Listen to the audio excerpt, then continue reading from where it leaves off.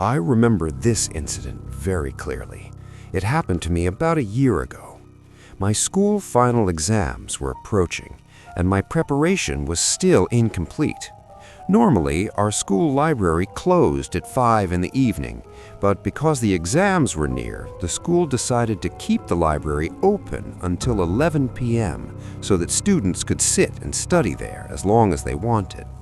My home was not very far from the school, so instead of studying at home, I preferred going to the library. The calm and quiet environment there helped me focus better. That day, I left home at around 6 p.m. and reached the library to prepare for my exams. While studying, I completely lost track of time and didn't realize when it became 10 p.m. I had never stayed in the library that late before. Usually, I would leave by 8 p.m. At that time, a few students were still present, but by 10 p.m., the library was completely silent. I only had about 10-15 minutes of work left, so I decided to finish it quickly and then head home. I was so deeply absorbed in my work that suddenly I heard strange footsteps outside the library. Immediately, I picked up my book and hurried out of the library. Outside the school library, there is a long corridor. If you walk straight through it and then turn right, you reach the school's main gate. As I walked quickly through the corridor toward the gate, I noticed a woman standing at the far end of the corridor. As I slowly moved closer to her, I felt a strange sense of calm. In my nervousness, I called out, "Who's there?" Within seconds of me speaking, she disappeared. I took a deep breath of relief and stepped out through the main school gate. Because of exhaustion and hunger, I could barely walk properly. Then I noticed something strange. The road was completely empty. This was unusual because people were usually around even late at night. Shaking it off, I continued walking toward my home, constantly looking down at the ground. Suddenly, I noticed a shadow on the road, someone's shadow, growing longer. At that moment, it didn't seem meaningful to me.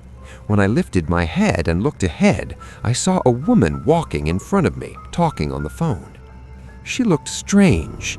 It seemed as if she was disabled, walking with great difficulty, limping badly. She was moving so slowly that I soon came very close to her.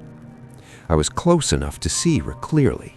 She was wearing dirty clothes, and her hands and feet appeared twisted. Everything about her felt extremely strange, and my heart began to race. My instincts kept telling me that I should not go any closer to her, but I also didn't have the courage to turn back or pass her. My body felt frozen. No sound came out of my mouth, and I couldn't move from my place. My mind went completely blank, and I didn't know how to respond to her. Out of fear, I pointed in a direction with my finger, signaling her to go that way. I just wanted her to leave. Limping, she walked in the direction I pointed and disappeared into the darkness until she was completely out of sight. I felt relieved, hoping I would never see her again. I quickly started walking toward my home. At that moment, my mind could think of nothing else except finding a car or another person on the road who could help me. Suddenly, I heard a scream coming from far away. It echoed through the darkness, like a shadow crying out. After that, I remember nothing. When I regained consciousness, I found out that I had been discovered unconscious on the road, and my neighbor had taken me home. Later, I learned something terrifying about our area. In 1998, a 132-year-old woman lived in an apartment building with her daughter. She loved her daughter deeply. The girl was only 9 years old and studied at a school called Eden. One day, while playing at school, the daughter suddenly died. The mother could not bear the shock of her daughter's death and passed away soon after. Since that incident, many people around the middle school and nearby areas have claimed to see a woman wandering, desperately searching for her daughter. Even after death, her restless spirit continues to roam, still looking for the child she lost.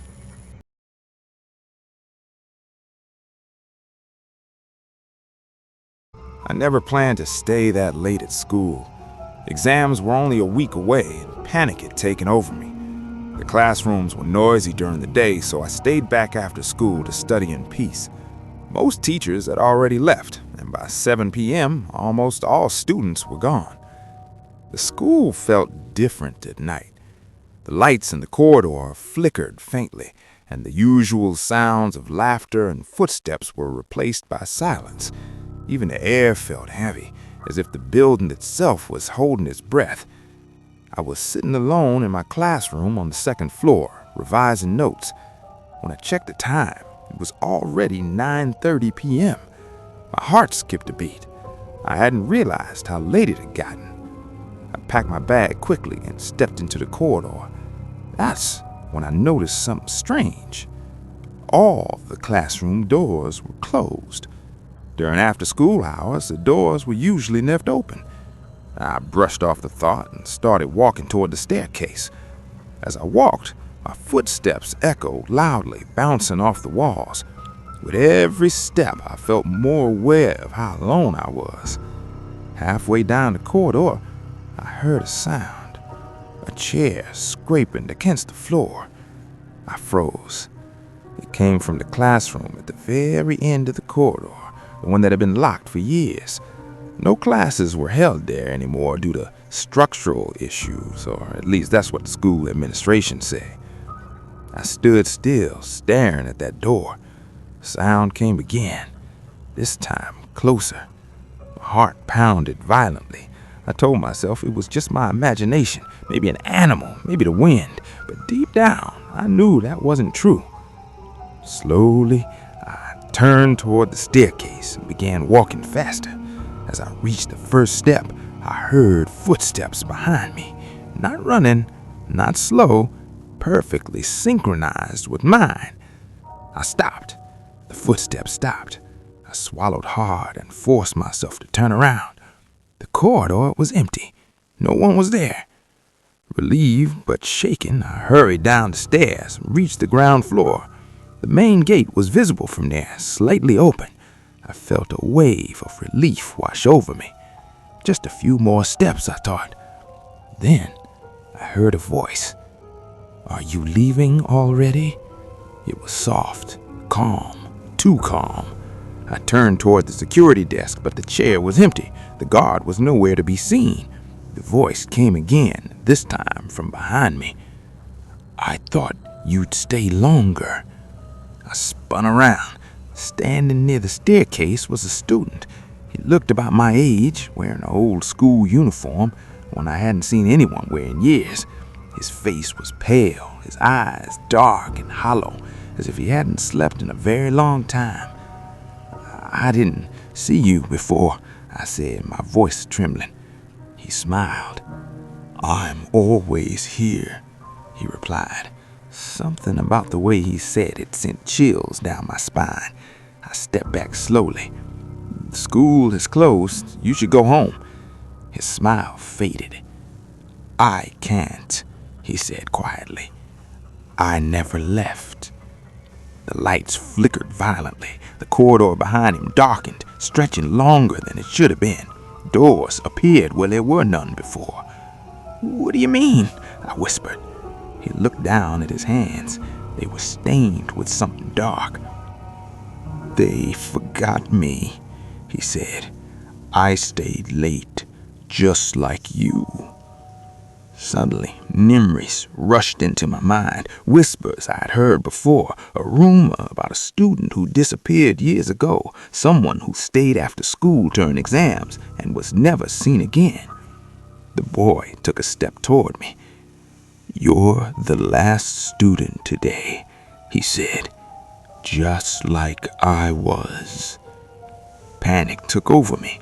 I turned and ran toward the gate. The air felt thick, as if something was pulling me back. Behind me, I heard footsteps, fast now, desperate. "Don't leave me alone," he shouted. I reached the gate and pushed it open with all my strength. The moment I crossed outside, everything went silent. The lights stopped flickering. The footsteps vanished.